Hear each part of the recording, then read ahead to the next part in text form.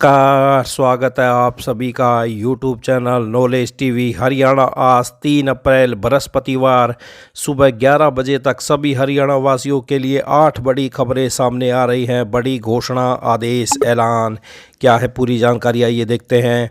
हरियाणा की सबसे तेज़, सबसे सटीक जानकारी के लिए यूट्यूब चैनल नॉलेज टीवी को सब्सक्राइब ज़रूर कर ले, पहली बार चैनल पर आए तो चलिए देखते हैं सुबह 11 बजे तक की 8 बड़ी खबरें, घोषणा, ऐलान। पहली बड़ी घोषणा, राज्य सरकार और आला अफसरों द्वारा चेतावनी दिए जाने व केस जैसी कार्रवाई अमल में लाने की बात से लोगों की नींद हराम हो गई है। 20 अप्रैल तक की समय सीमा दिए जाने के बाद से लोगों में हड़कंप मचा हुआ है।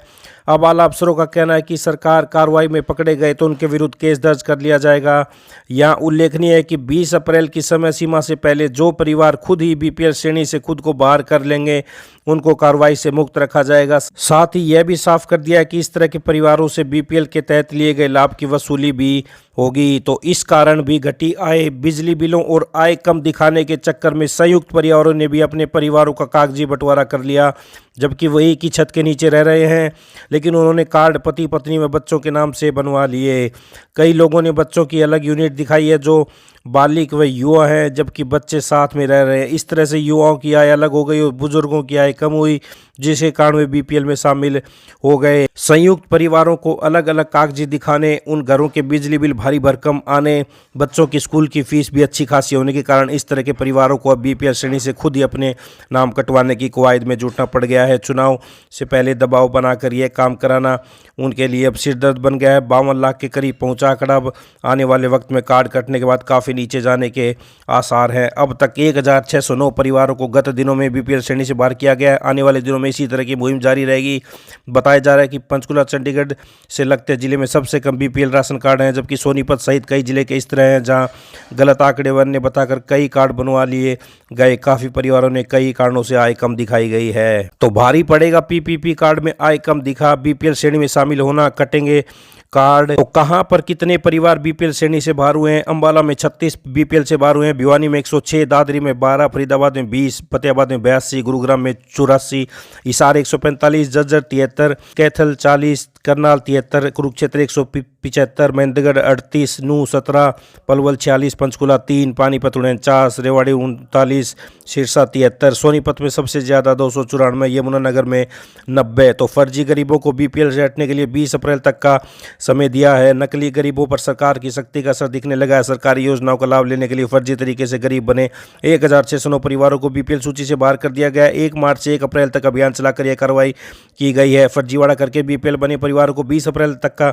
समय दिया गया है। चेतावनी दी गई है। इसके बाद सरकार ऐसे परिवारों के विरुद्ध कानूनी कार्रवाई करते हुए एफआईआर दर्ज करवा सकती है। यह मुद्दा हाल में ही बजट सत्र में भी उठा था। बीपीएल परिवार का लाभ उसी परिवार को मिलता है जिनकी सालाना आय 1,80,000 से कम हो। सरकार को शक है कि इससे ज्यादा आय होने के बावजूद परिवारों ने कम आय भरते हुए बीपीएल कार्ड बनवा लिया। कई परिवारों की आमदनी इस स्लैब से अधिक है, इसके बावजूद उन्होंने परिवार का फर्जी बंटवारा कर लिया, कागज में खुद को अलग अलग दिखाकर बीपीएल कार्ड बनवा लिया। ऐसे सभी लोगों के नाम काट दिए गए हैं। हरियाणा राज्य पहचान प्राधिकरण के राज्य कोऑर्डिनेटर ने कहा कि फैमिली आईडी में गलत जानकारी देकर बीपीएल श्रेणी में आने वालों की छटनी की जा रही है।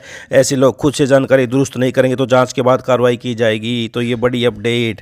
आइए अगली बड़ी घोषणा देखते हैं। सरकारी स्कूलों में तैनात सरप्लस टीजीटी को निकालने के आदेश जारी करने के एक दिन बाद शिक्षा निदेशालय ने बुधवार को पीजीटी शिक्षकों के लिए निर्देश जारी किए। दिन में जारी पत्र में उन पीजीटी को ड्यूटी से अगले ही दिन कार्यमुक्त करने का आदेश दिया गया जिनके पास काम नहीं है। शाम होते ही शिक्षा निदेशालय का रुख बदल गया। तो अखबार के हवाले से जो खबर सामने आ रही है, सुबह पीजीटी को कार्यमुक्त करने का आदेश, शाम को शिक्षा निदेशालय का यू टर्न। पहले एचकेआरएन से लगे पीजीटी को कार्यमुक्त करने को कहा, शाम को कार्रवाई रोकी। तो ये बड़ी अपडेट अखबार के हवाले से।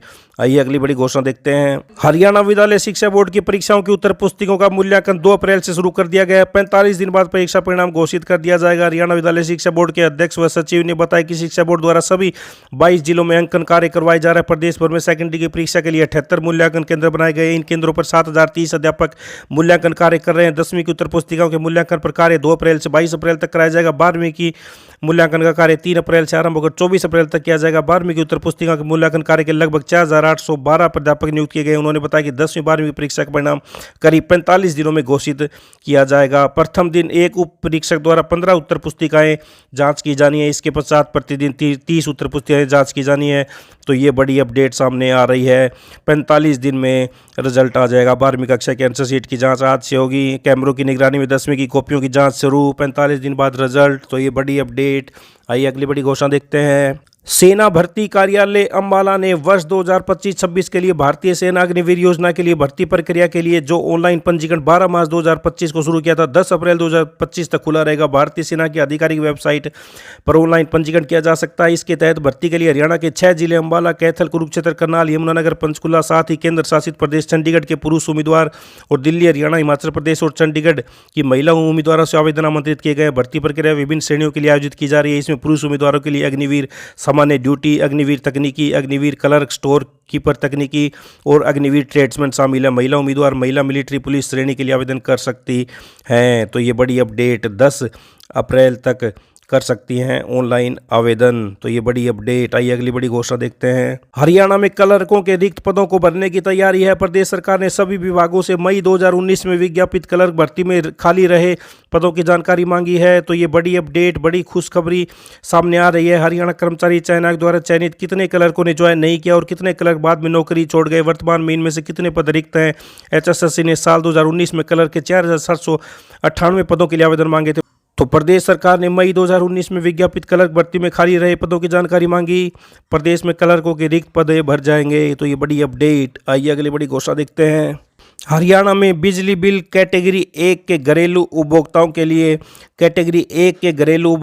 टैरिफ अभी भी पड़ोसी राज्यों का अध्ययन किया जाए तो सबसे कम बनता है। इस बीच 151 से 300 यूनिट के स्लैब के लिए दर 5.25 रुपये प्रति किलोवाट घंटा है।